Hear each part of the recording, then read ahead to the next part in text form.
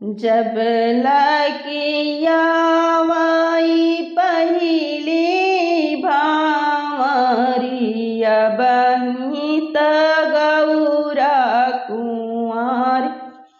जब लकिया वाई दूसरी भामरी बाबा बही तुहार।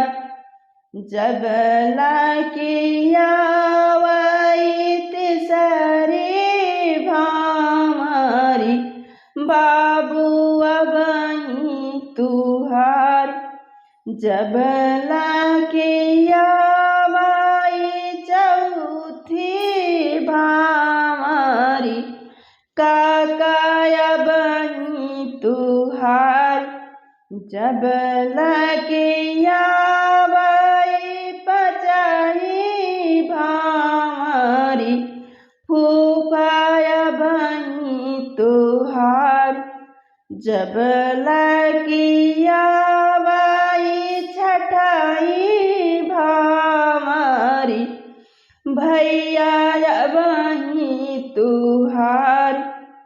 अब जब आवाई सतही भामरी अब माई भईहूँ पराई।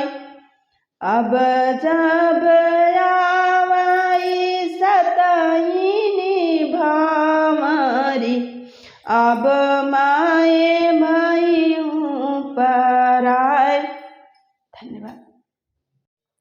हल बल दुल्हा चल हरवा हवा के जन्म।